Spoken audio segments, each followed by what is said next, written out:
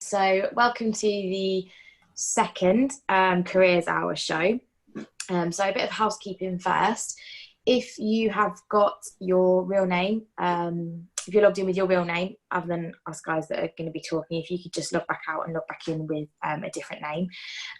Keep your mics and your webcams off. And if you want to ask any questions at all to our guests today, then just pop them in the Q&A box and we will come to that at the end of the show.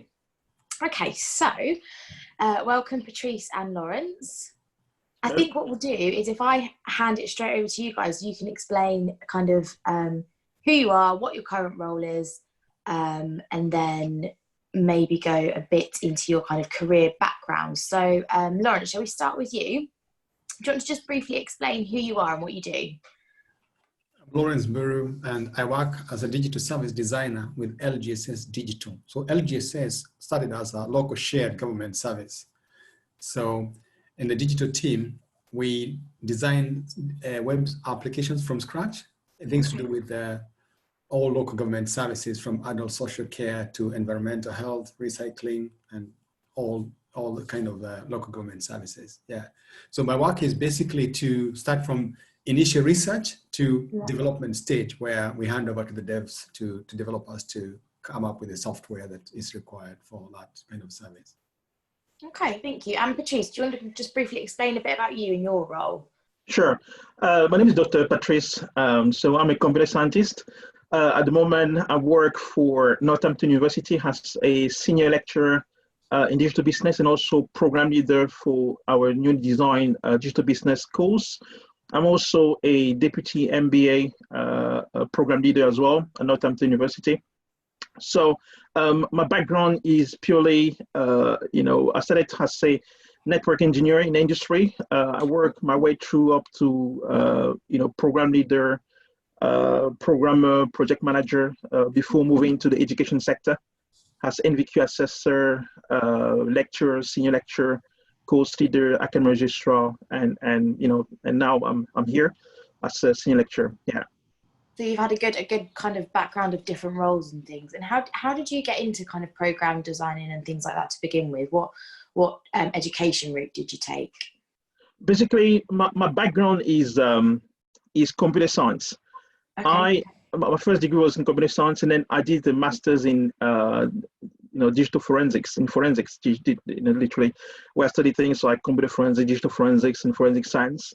And at that point, I was planning to when I finished my degree, to work for the police as a forensics investigator, or to work for MI5 or MI6. Wow, yeah, that would be a good one. Yeah. That's a good aspiration, that is. Yeah, but unfortunately, it didn't work out for those options, so I decided to move into the education sector. And then I started, as an NVQ assessor. I remember when I started, I didn't actually know exactly what NVQ was all about. So I had to learn, make my way up. So I was assessing people in business and administration, in IT, and place in area like that. And then I make my way up, to become a lecturer, where I was teaching several modules. At the moment, in the past decade or so, I've taught over 43 modules in computer science, informatics, and many other fields, digital business, and many other fields, but totally linked to computing and management in general. Because my first PhD, I'm doing a second one now. It is in computer science and informatics. So we're looking at self-driving cars, the factors that somehow influence people's intention to adopt autonomous vehicles, self-driving cars. So that's the sort of area I actually work on throughout the years. Yeah. Well, MI5's loss is definitely the education sector's gain, so nothing bad there. And can I ask, how was school for you? So obviously your background started in computer science. Was that a big interest for you at school? Was there anything in particular else that you were interested in? What was that like when you were thinking about kind of growing up and getting a job? Oh yeah, when I was younger, it was different. Initially, I was fascinated by the moon, the stars, and I wanted to be an astronaut. And in order to get there, it's still science-based, just a bit. Yeah, I've always been someone who actually loves science. So I was lucky enough. My parents, they sent me to private school, to study. I went to French school, so my first language is French. And so in the system, basically, we are exposed to many subjects. And one of the areas I was quite, fascinated by was computing, astronomy and things like that. So I really wanted to be an astronaut, but unfortunately, where I was living, we couldn't find any, university or any, courses linked to the area. So I decided to study. Yeah. So I decided to study computer science, and I did it for many years. I worked as a scientist and make my way up to becoming lecturer. I never knew I'm going to be in lecturing at all in my life. Yeah. Well, obviously something that you enjoy and something that you're very good at. What kind of advice do you think you would give yourself at the age of 16 if you could kind of go back and talk to yourself then? What kind of career would you give? Yes. If I was younger, and I will say to myself, really choose something that you somehow like doing, something that you are good at, and something that people would pay you for. Because as soon as you choose a topic, a subject that you somehow enjoy, you love, it's just going to be, for me, just like, throughout your whole life, your whole career, you're going to be just like you go on holiday. Once you choose a job that you love, it is really important. Several people actually choose career possibly when they're pushed by their parents or by friends, and then they might spend years doing a miserable job, so that they don't actually like. It's really, really to follow your passion, something that people are going to pay you for. It is really important.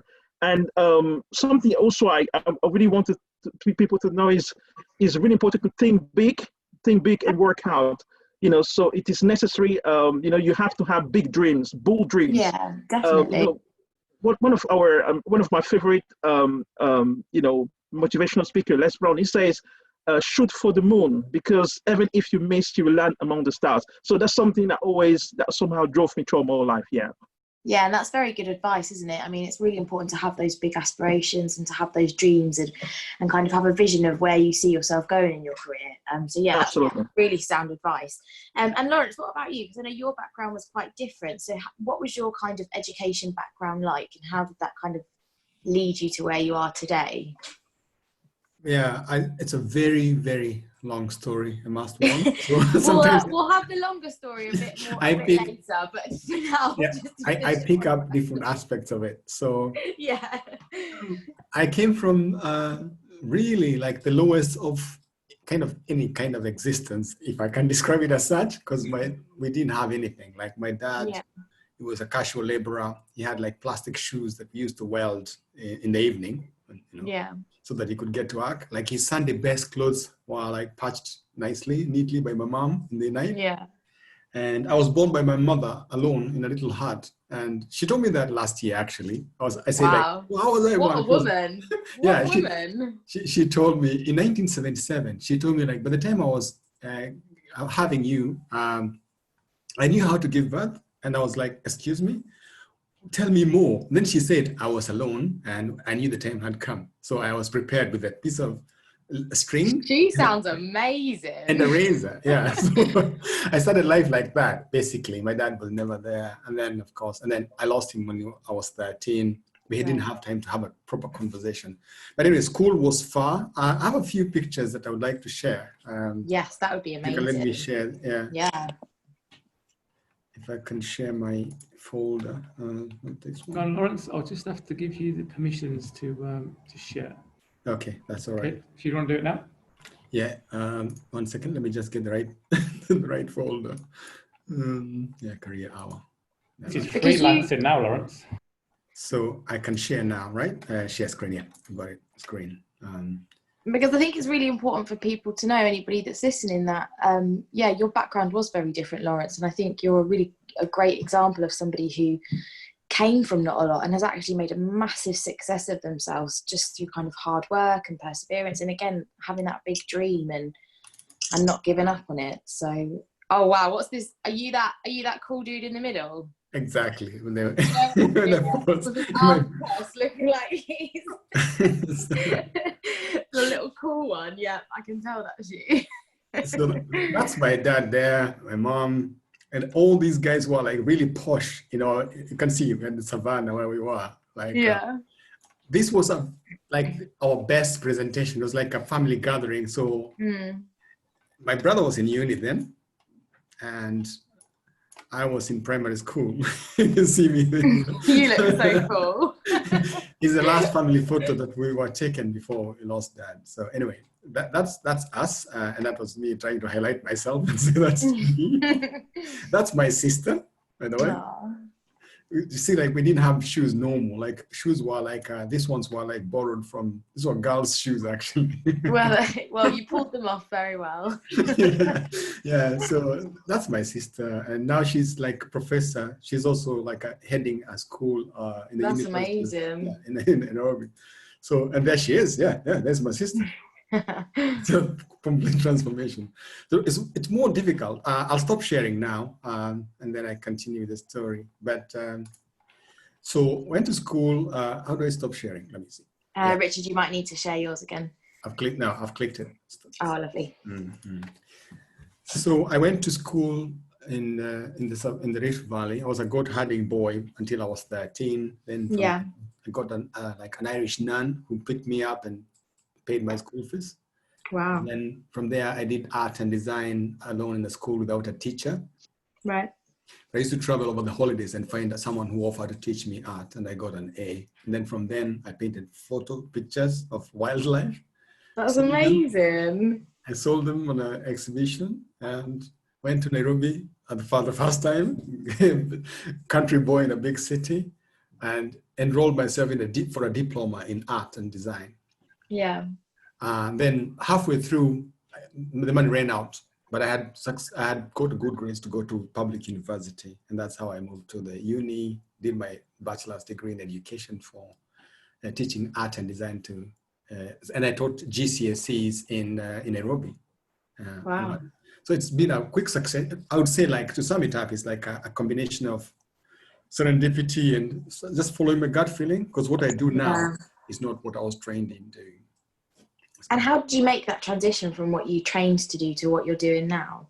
So obviously getting a degree, it was art and design, you said, didn't you? Was it a diploma in art and design? So the first one was in education. So I was a trained high school teacher to teach art and design. Okay. And how did you transition from that to what you're doing now then? So as a university student, to afford my fees as well, I used to draw like handmade cards. So by doing that kind of graphic design with my hands, the bookshop I used to sell to, they looked for me when their designer was going off, and I got hired as a graphic designer for a publishing house in Nairobi. Amazing. So that was the transition. Yeah. That's really fantastic. Yeah. And I think you are kind of, I know you kind of glazed over that quite quickly of the getting from in the middle of the savannah to doing your first kind of diploma and degree and stuff, but even having to go and find yourself someone to teach you these things, like we really take it for granted that our education system is so easy over here, and obviously not everyone has had that privilege of having such an easy education system to get them to where they want to be. So you're a prime example of how perseverance and not giving up really can get you to where you want to be. So exactly, like you, really. It's amazing. When you say that, what comes to mind is, like, it's not about confidence. I was never confident. I can't remember myself being confident. It's just that kind of determination. Like, I never left. I'd always stay there, Even if I'm afraid. And that's what it's just about, not taking no for an answer sometimes, isn't it? Yeah, exactly. Or coming back again and again and again. Yeah. Okay, right. Thank you both for those little brief introductions. And what we'll do is I will go to Patrice first. I'll ask you some questions. And as I mentioned before, if anyone's got any questions for either Patrice or Lawrence, just pop them in the box and we'll get to those at the end. So Patrice, let's start with you then. So can you tell us in a bit more detail about the course, or I know you run a few different things at the university. What sorts of things are you leading on, and what sorts of things are you teaching on at the minute? What courses? Sure. The course I'm leading at the moment is called the BSc Digital Business. Is an undergrad program. Okay. This program has 3 main streams. So we have some flavoring of digital marketing. We've got flavoring of accounting and finance, and then we also have some flavoring of business system and operation. So that's 3 strands, literally. Okay. And when we look at the actual program, so at the very beginning of the training, students will be learning things like digital organization. Yeah. What is digital organization? So how the world has changed. So moving to a digital transformation, they'll be covering concepts such as e-commerce, digital business model, because something we realize is, we can see with the change in society. For example, in UK, we've got the death of the high street, literally. Most businesses, they are closing down. So people have to think very differently. How can they survive? How can they have a business to actually be able to survive in this world? So that's where you have the digital business coming into play. When we talk about digital business, we think about Amazon, for example. Amazon made tremendous amount of money during the lockdown. We've got the Airbnb, so they don't have any accommodation, but they do have they make tremendous amount of money, more than hotels. We have there's several. Tesla, for example. We have Uber, for example, the taxis service. So these are digital businesses. So that they're going to be covering these things. They'll be learning it's quite a forward-thinking course, then, isn't it? It's something that's absolutely essential for the development of kind of business in the future, and different to what we've seen before, basically. Absolutely. So we're really focusing on training graduates to actually get the job out there, because you'll be covering things like project management as well, emerging technology, 3D printing, VR technology, AR, RFID technology, self-driving car, and finally, once they move on to the final year, they'll be covering things like cybersecurity. We are living in this world today. Today, our information is the new gold. The data is the new gold, the new currency, the new oil. And we have to find a way to somehow protect this data massively. So organizations today, so if they don't think about cybersecurity, they don't think about how to secure the data, they might go bust very quickly. So we've got cyber attackers be everywhere. So we're going to be covering these techniques, hacking, how to secure organization, how to think about protocol and standard that would help you to protect your business and so forth. And then finally, they'll be covering things like a digital entrepreneur. So how can you become an entrepreneur yourself, literally. And at the end of the project, they can take a year gap, to go to work for a year, and then come back and then work on the final project. So that's basically about the course. And in terms of going back to your second question, in terms of the module I teach, in the past decade or so, I taught about 43 modules, moving from computer science to computing to research. At the moment, at Northampton University, I'm involved in about 10 modules. So there's an MBA module that I teach that we call digital business. We have research methods. I also teach business intelligence, so how to make sense of the data, how to visualize the data using platforms such as Tableau, Excel dashboard, and a few things like that. I also teach things like strategy management for information systems, training people to become quality and IT manager. I also teach undergrad students on information technology for business, project management. I've got several modules on project management and also information management as well. That's the sort of things that I do on a regular basis. Yeah.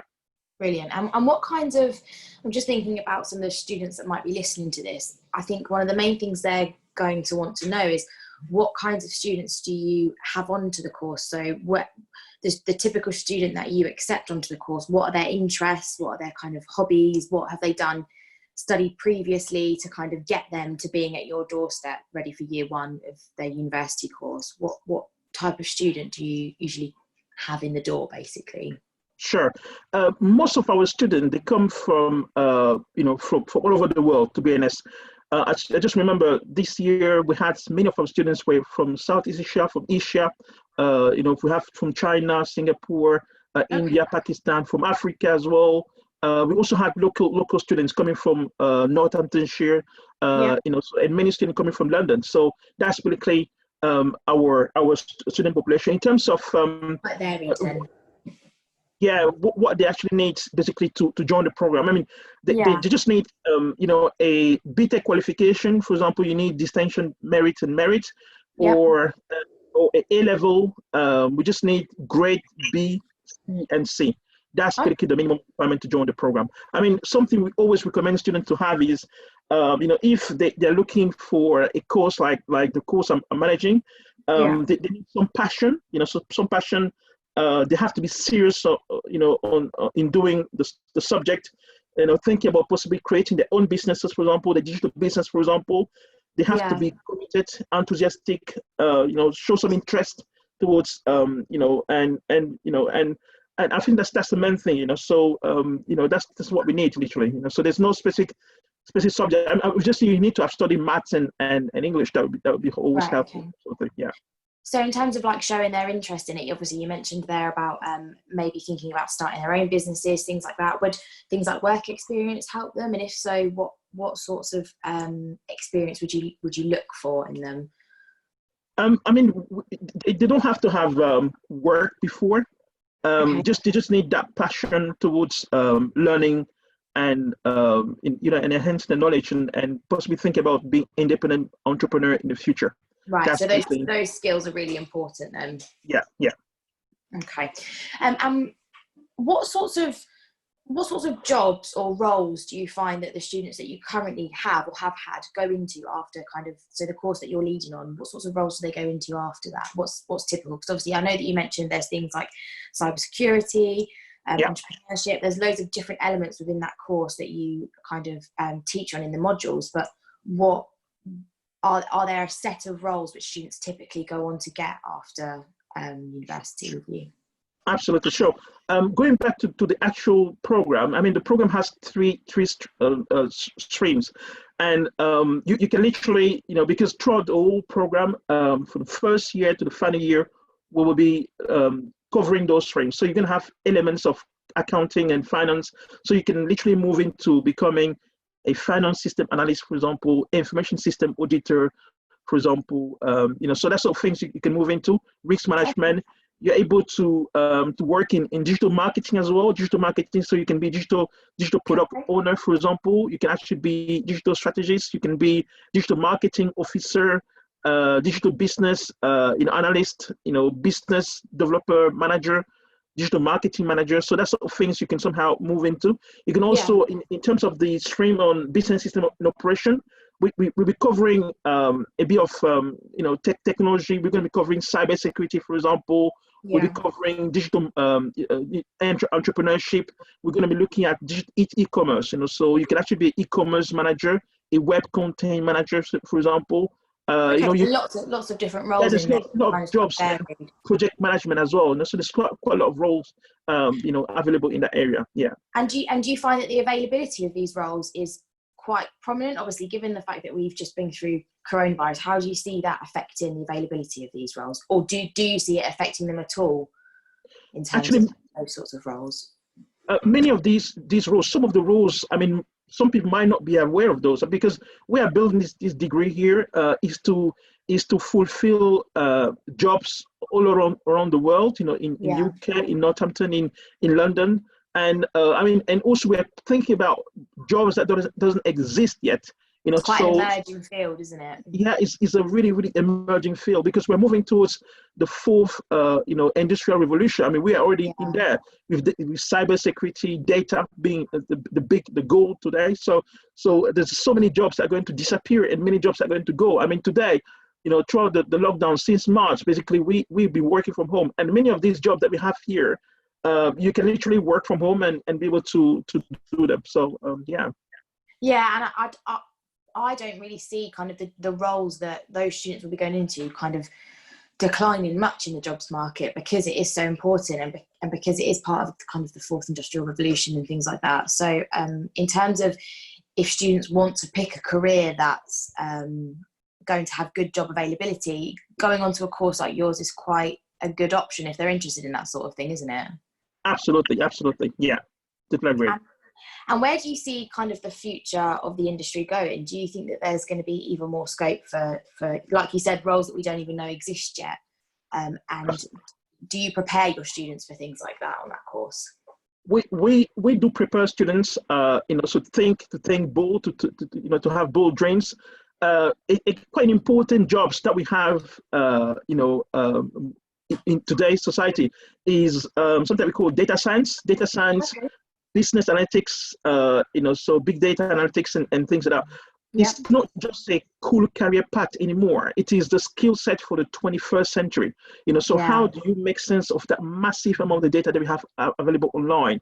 So people spend tremendous amount of the time, clicking things, liking things, and generating data that sometimes they don't control anymore. And Yeah. if you have an organization, a business able to really manage that data, so to make sense of that data, this is a great field these days. I would just say, there was a report, commissioned just a few months ago, looking at, the jobs basically that are going to be, the digital jobs available in the sector. The truth is, in the next 20 years, about 90% of the jobs will require some form of digital skills. So we really have to move into that sector very rapidly. We have digital design, so this, cybersecurity is a big one. Security is going to be, a very, very important part to move into as we go along throughout the years. Absolutely. Good. Yeah. So students heard it here first. Up your digital skills, and you'll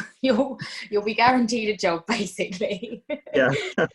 So other than the pathway that obviously you kind of lead on, which is the university pathway into kind of the digital sector, what other pathways are available for students who maybe think that university isn't for them? So some of these roles that we've spoken about, so like digital marketing, cyber security, obviously they're quite different from each other, but what other pathways can students take into roles like that other than going to university? Sure. University fees, it somehow tripled in the past 22 years since 1998. Some people, when some of our, big brother, when they were going to university, it was free for them. But today, you end up, after going to university, you have something close around £50,000 debt. So you start your life very, very difficultly. I'm pretty sure I'll never pay mine off. So for those who are not actually interested in going to university, there are options available. Apprenticeship is a good option, so basically you learn while you're working, so you can also have a degree. There are many degree apprenticeship that we have across the UK. You can move into accounting, for example. We have professional certification available in the sectors, something like AAT, for example. The CCNA, the AAC, ACCA. So we have several of these trainings. So we have business administration, for example. You can do an NVQ. You can work in digital marketing. We have apprenticeship in those type of areas as well. And so there are many options available for people who are not interested in university. Obviously, if someone is not interested in university, there are some jobs that they can't do. For example, if you want to be a medical doctor, you've got to go for training. So Bit non-negotiable, that one, isn't it? Yeah, That's good though. I think the more options that students have, the better, really, in terms of where they feel that will suit them best for kind of doing the role that they want to do it. And for some people, that's not university. So for some people, that could be an apprenticeship, or it could be kind of MBQs and things like that. So that's really good to know. Thank you. And my last question to you, Patrice, for now, is what advice would you give any students who are interested in doing a digital business course? So might have some 15, 16-year-olds listening. What would you tell them to be doing now to prepare themselves for a digital business course? For me, I think somebody like me, I spent all my life studying.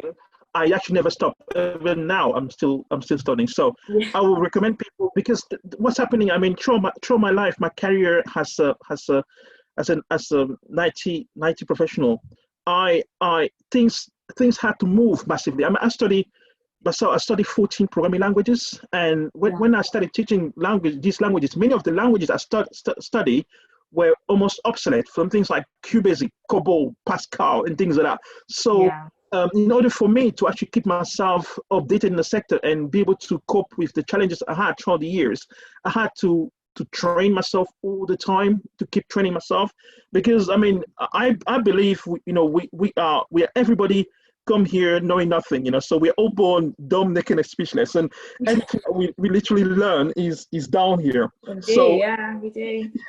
so please, the information that we give is never stop learning. So just keep improving your skills, enhance your knowledge and understanding in things you can literally touch your hand in, because things are changing massively. You might do a degree today, and then by the time you finish, your degree is literally obsolete, and you have to build ability. You have to build skills, you know, so critical thinking skills, ability to somehow,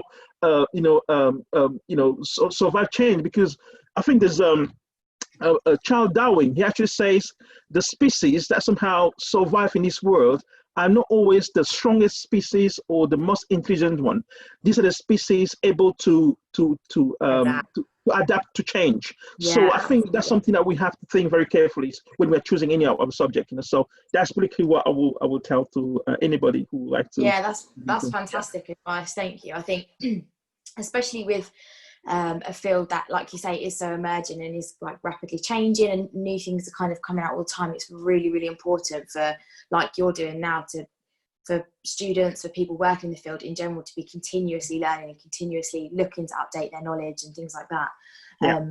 And again, those skills are so important, because no matter what role you do within kind of digital business, those skills that you learn and teach yourself and constantly review are going to be transferable to any of those roles. And then obviously when you study, you learn the technical stuff. So yeah, that's really fantastic advice. Thank you, Patrice. You're welcome. We'll come back to you in a little while, if that's okay. No I'm worries. going to ask Lawrence some questions now, a bit about his role. So Lawrence, can you just kind of briefly describe to us what LGSS is and kind of what you do on a day-to-day basis? So LGSS was inspired by the idea that regional governments, regional local authorities had the same needs and was having the same kind of population. So instead of duplicating like services, they would work together for saving costs. It was really triggered by the austerity measures, and good brains came together and thought that we can't keep duplicating these things and order different, things that are similar. Let's work together and have common services like HR, finance, law services, and IT. So that's what happened. So Milton Keynes and Northampton share, Cambridge share, and a bit of Norwich and Huntingdon started working together. So LGSS is large, but I work in LGSS Digital, which is the part of LGSS that started by following the steps of government digital services, the guys who are behind Gov UK. Okay. From Direct Gov, when we moved to Gov UK, the 2012 government digital services was commissioned by Act of Parliament, and their approach was really beautiful, quite philosophical. It was like starting by understanding the users. When I say users, it sounds very bad, but basically means people. And, right? So the fact that local government deals with very essential services, from registrations to environment to social care and education. It was so important to make sure that we are not just driven by the trends or the commercial, the financial sector, what's happening around us, but to think, and they inspired that. So in LGSS Digital, we kind of adopted that kind of approach. It's called a human-centered design, whereby you just don't decide as an organization, this is what we want. You start as the people. What do they actually need? And what can make them stop? What frustrates them? And that's why I kind of like really love the job that I found, and I wouldn't do any other. It was like, this is it. Like, understand the people. That's what you want. Do you find that digital service designers will do that across the board in general, or is that just kind of your particular kind of company, or is that a common thing for that role? It's been a big uphill task to create a cultural change, to make people not to think in terms of like me marketing. So initially, like when I met Richard Beards the years back, he was in the middle of transforming the whole web estate into customer focused thing. So it was like no content saying that how we are working hard as the government to make the difference. It was what have people come to do because people come to the government website with a particular need, with a task. Yeah. Either they want to apply a place for their child, school. Yeah. They want to check for school meals. They want to look for. So many specific things that someone is not interested. They don't want to read about. Yeah. It's a bit of an echo, sorry. So it was that kind of a paradigm shift, like trying to reverse things and say, like, we start from the user. So LGSS Digital was special for me because we were designing or transforming services from scratch. So we would work, we'd do research, and then we'd make the design of the product, like a web application, and then hand it on to the developers, the software developers, to build it from scratch, in as much as they use like a low code platform, what they call a low code platform. It means that there's always something to a platform to build a service. Yeah. So when you started working as a digital service designer, what were you doing previously? How did you go from, because obviously you began graphic design, how did that kind of lead you into your role now? So it was I say serendipity. And Richard would say, like, I was a web administrator, which was kind of job, kind of like you're supporting many web authors, people who like write content on the council website, which had hundreds of pages and many services. Yeah, I bet. And then I became like a digital improvement officer for a short time, just to try and see how can we improve this digital offering. And then moved to what they call business systems. It's not really business systems per se. It's the systems that run education services, like for schools and adult social care. Yeah. That was not very creative because all we needed to do was configure systems that had been procured by the council. So all you do is create accounts and manage things and configure and configure and configure. So it was not. Yeah, didn't give you much room for creativity. No much room. And then at that point, I used to chat with the developers, and I got picked up. I got identified as someone who might do something more than just configure things. Yeah. Sweet talk to them, And also with Richard, I was like doing mock-ups for like new designs he was in the middle of creating a new modern website for the council. Yeah. Mobile responsive, So when I moved to digital, it was so fluid. Like we didn't know, we were trying to borrow the philosophy of government digital services and trying to create our own identity. And it was not clear whether graphic design was part of coding, whether I was a developer, whether I was an architect. You very smoothly worked your way up to it then, didn't you? I guess you did. You used all of the skills that you had and you kind of applied them to those different roles, which, like we said, is really important. Yeah. And just to echo what Dr. Patrice said, was like, never stop learning means like the kind of an attitude of being open-minded to, like, say, oh, we need someone to try this out or to do this. You're like, I'm going to give it a go. Yeah, always be the person to put your hand up and say, I'll do it. Exactly. Even if and then you figure it out later.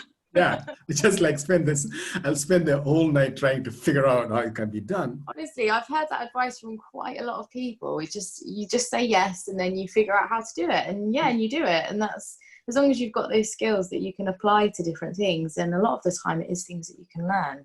So that's really good.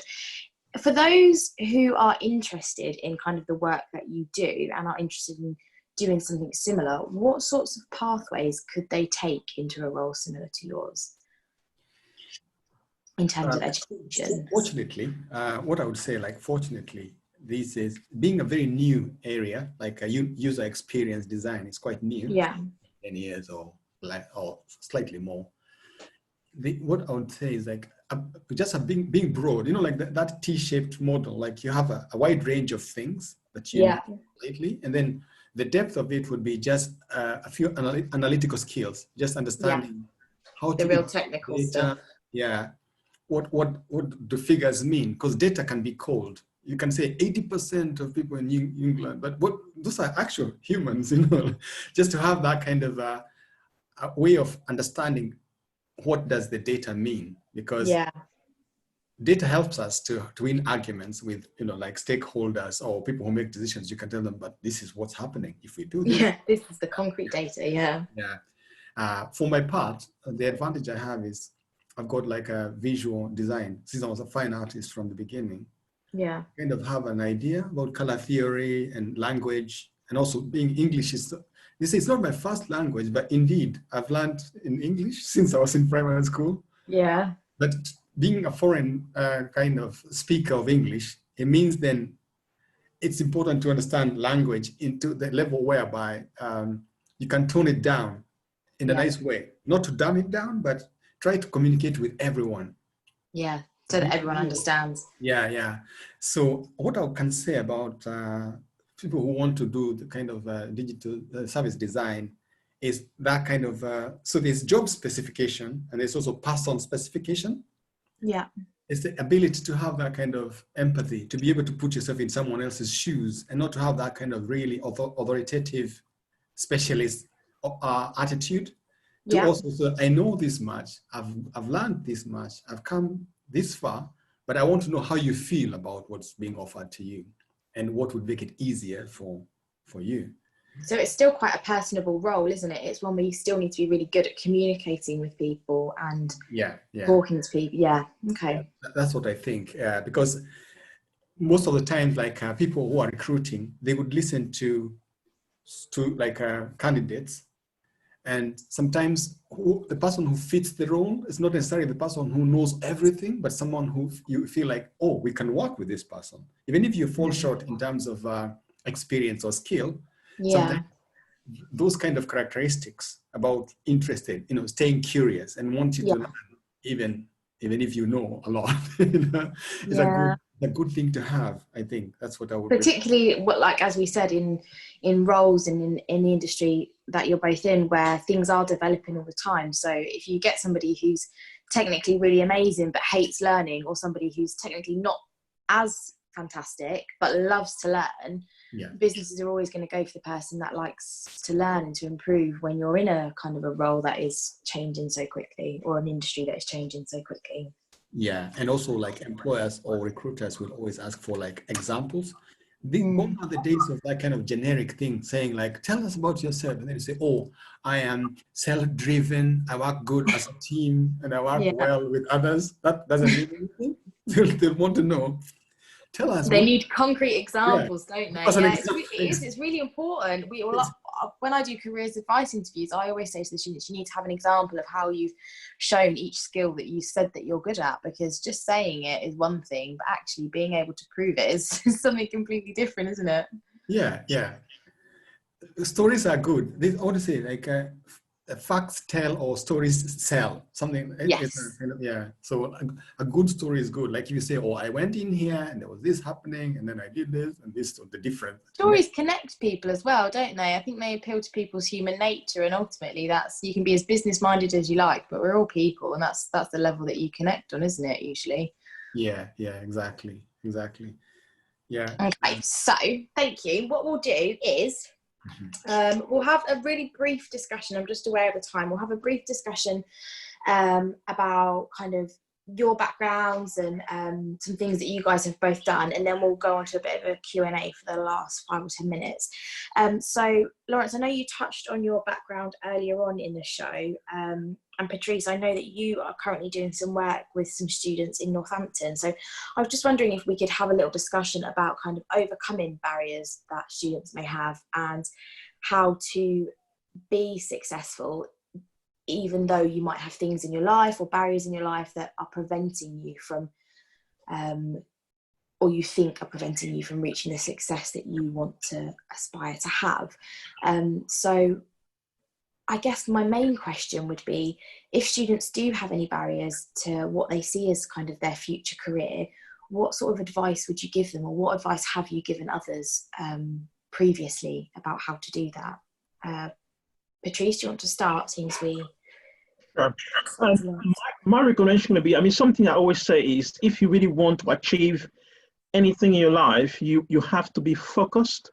And this is achieved by removing many distractions. It is really important to actually be focused.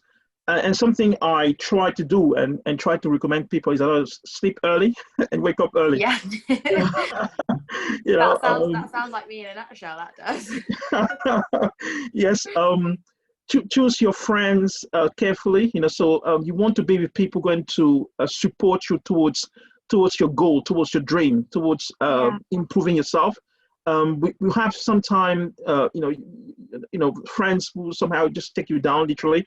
You know, so be careful with your company. So think big and work hard. And I mean, we become what we think about the most. You know, so if you think about something, you try to find information about whatever you want to achieve in your life. Basically, at some point in your life, you can actually get there if you keep focused and you keep working hard. That's basically, what I recommend. Yeah. Thank you. Yeah, that's brilliant, and I would agree with all of that. Lawrence, what advice have you given before? What advice would you give for those who are kind of facing a barrier? I mean, I don't imagine that their barrier will quite be living in the middle of the savannah, but for whatever it can be, because not everyone will have come from kind of an advantaged background. So it's important to speak to those students who have faced barriers or who will face barriers. What advice would you give them? I don't know how to really squeeze it together, but basically not to worry, just keep doing what you have to do. Not to worry means someone might ask you what you want to become or what you want to do. You don't have to know everything. Yeah. But you just have to stay curious and keep going, keep moving, and believe in yourself. Yeah, that's great advice. Just no giving up, basically. Yeah, and to have that kind of positive expectation that as long as you keep taking the steps, no matter how slow, no matter how sometimes it seems not clear. It was a story from, I think Dr. King was saying, if you want to go, let's say you're driving from London to Northampton at night, you can't see the whole journey. So your headlamps will always show you the next few hundred yards and the next, so you don't have to see the whole journey. But if you keep moving, definitely you should be, it's all gonna be all right. You'll find I've never heard that analogy before, but I really like it because it is true. You don't always get the bigger picture. Sometimes you have a goal in mind or an aspiration in mind, but actually it doesn't matter how slow you go sometimes or how little those steps are. It's just the fact that you're making them, and it's the fact that you're still moving, which is the important thing. Yeah. So even if the end goal seems really far away, it's important to carry on. Yeah, exactly. Thank you both so much. Richard, do we have any questions at all in the Q&A, or is there anything that you can think of that students might like to ask Lawrence or Patrice before we go? Yeah, plenty of questions. That was brilliant. Just listening to it, the passion that comes from both Lawrence and Patrice was fantastic, really. The first one was really about, obviously, growing up in a different country. Maybe Patrice first. What sort of characteristics do you think that were ingrained in you growing up that maybe is a little bit different to what you found here, and the characteristics that you've still got with you today that hold you in good stead? Sure. I mean, I grew up in Cameroon, and I was lucky enough to have parents able to really support me throughout my whole journey and put me in good positions and send me to the UK. And something they always taught us back in Africa was it's really, really important to be disciplined, to have determination and work hard. So and give more than you get paid for. So it is really, really important to actually carry on working hard, and one day I'm sure the fruit of your activities will pay off. That's particularly something I've always been taught, and I kept that with me, and that's what I always applied through my whole life. Yeah, absolutely. Yeah, that's great. And Lawrence, how about you? I know you've got lots of different stories and characteristics. What would you say were standout ones that you learned and you still got with you? It's faith. I think it's just never stop believing. When I say faith, I don't mean like faith in supernatural or things like that, or faith in yourself, isn't it? Faith in yourself, and faith that you are here now, and there's something for you to do, and you will do it. Whatever that thing is, you will end up making that difference. You'll make your mark. That's what I think, because I would never have imagined. So the goals will change, the roles will change, but you still have to keep that belief in yourself and knowing that you're making the difference. that's something that will never change. Brilliant. I think as well, Patrice, listening to you, I mean, I was awestruck really how much, in terms of your education and what you teach people. I think really you should have someone cleverer than me asking you any questions. But the takeaway I took from what you said was around, you know, it doesn't matter if you're at school now, you're always going to be learning, whether you go into a job, to the uni, you're going to just keep learning. And you keep teaching people all these different things, but how do you learn? How do you keep learning the new things that you need to pass on to other people? Basically, at the university, I mean, I spend, you know, almost actually more than a decade now in the teaching world. And what happened is that when I started, it was almost a shock for me. I was given a module. I'd only work on that area. I never taught that module. So I had to somehow learn around, take courses, and to somehow improve myself. I always say we're never too young to teach and too old to learn. So and throughout my whole life, that's basically what I've applied. You know, when I have a topic, for example, I remember when I started as an NVQ assessor, I took the job, but I had no idea what the job was all about. And basically I had to learn, you know. So today we have many platforms available. We've got obviously YouTube, which is free for all of us. We also have many other platforms, Udemy, you know, there are many platforms, MOOCs, massive online open courses. We have LinkedIn Learning, all these platforms today. Many years ago, we didn't have them available. So for us to learn, we had to read books. I've got, you know, over 400 books in my house. I just keep reading. But what happened is that basically these platforms make learning a lot easier. You know, so I mean, we remember things by reading, we remember things by watching, we remember things by listening to other people. But when you actually you can absorb a lot more information, you know, when you actually watch a video or when you're in a classroom environment. I think there was a speaker who was saying just a couple of years ago, basically we remember about 10% of what we read, about 20% of what you actually hear from other people, about, you know, 30% of what you see, about 50% of what you actually, when you combine listening and audio, around 90% of what you actually teach to others. So teaching is a passion for me, and I always believe, you know, for me, teaching is not just a job or a career. It is more or less is a vocation, just like being a priest or something like that. You know, so that's literally how I take things, and I just take that very seriously. I keep learning just to keep improving myself all the time. So because as soon as the audience know more than you, basically you actually become obsolete. That's so. Well, that certainly comes across in the way you've talked today, Patrice, definitely. And Lawrence, as a digital service designer, what are some of the tools that you use to design these services? There's quite a number of tools. We've got a large toolbox, but basically it's about, so we do like discovery. It's really trying to put yourself in it's called immersing yourself in the context, trying to understand the people you're working for. Because at the end of the day, it's not your employer, but the public. So that the most important thing is to build that empathy and see things from their point of view, and try to understand their pain points, where they would get stuck, and trying to understand their context.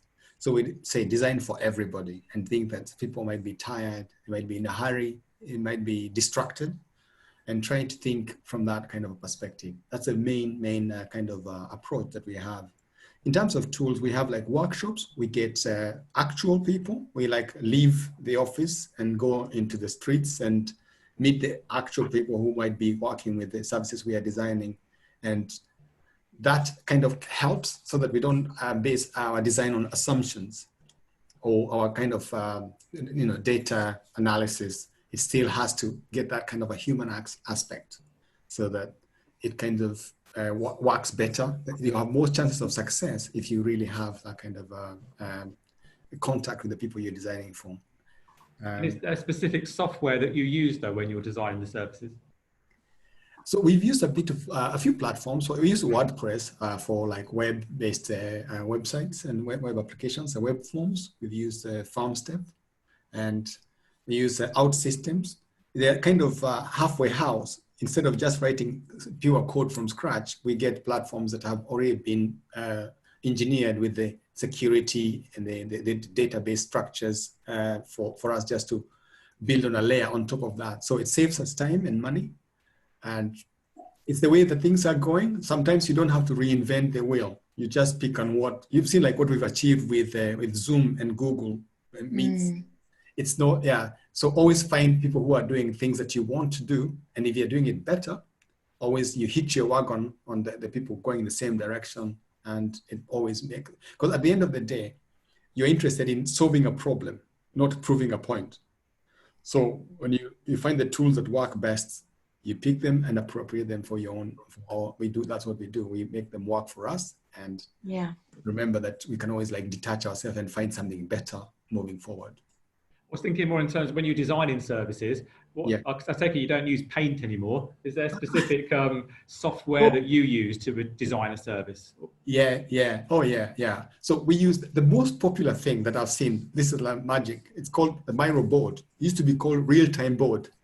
It's a very beautiful collaboration tool because it's like a big canvas, and anyone who is invited to work with you, they can see what you're doing. So you have like Post-it notes. You don't need real paper. You can move them and you can see actually each other's names as you're working on a project together. And that has become a very beautiful collaboration tool for us. Another thing that I would like to emphasize is Google Documents, Google Docs, because that's also real-time collaboration is really, really magical. Yeah, Google Slides as well. So those are some of the very easy, quick tools that as most people are like have a Gmail account and they are logged into. So you send an invite, all they need to do is click and they're in. So Miro, I can write that on the chat. Yeah, that'd be great. So, and then Patrice, I was interested as well. I know we talked maybe before about how you've helped some students and maybe some students from Cameroon to come over here. Did you just want to talk a little bit about that? Sure. I mean, I work on top of my current role. I'm also board of a director for a company that we call Hello Africa. So one of the things that we do is basically to support, to mentor, the younger generation. So people actually would like to progress in their life. They need just some guidance and things like that. So at the moment we're thinking. I mean, we're still at the very beginning. I'm also working with some charity at the moment. What they do is they actually provide support to is actually social enterprise, provide support to African descent people across at the moment in UK, but we're trying to extend that to Africa and working with universities to support the young African who like to do something good about their life, because we don't just want them to have a good year or a good decade. We want them to have a great life and improve the knowledge and everything else. So that's basically one thing I do at the moment. Yeah. Oh, that's great. I know you said earlier that your course is you get people from all over the world coming onto them. And I know this is kind of the link in maybe to Digital Northampton. One of the reasons why we started this up was to try and retain the students. So once you train them up to a really high level, we want them to stay in Northamptonshire and get jobs or start their own businesses up. Do you find that many of your students do stay in the area? Some students actually do. They find jobs, but many go back to London, or for example, or they travel. They have international opportunities to go to other countries, places like Saudi Arabia, where they don't have to pay for for taxes and things like that. So I've got several students actually move across the world. So yeah, but I'd love to keep these brain here and give them the chance to have access to jobs here in Northamptonshire. That would be actually fantastic. Yeah, maybe that's something we can talk about another session, how we can influence that a bit more. Absolutely. Great. Thank you, Kristina. That's all the questions I've got. Brilliant. Right, thank you both so much. It's been so good talking to you, and yeah, like Richard said, really inspirational to hear your stories and kind of hear how you've gotten to where you are now. So thank you both, and thank you anyone who's been listening, and for those who will hopefully listen in the future. Thank you. Have a great day, everyone.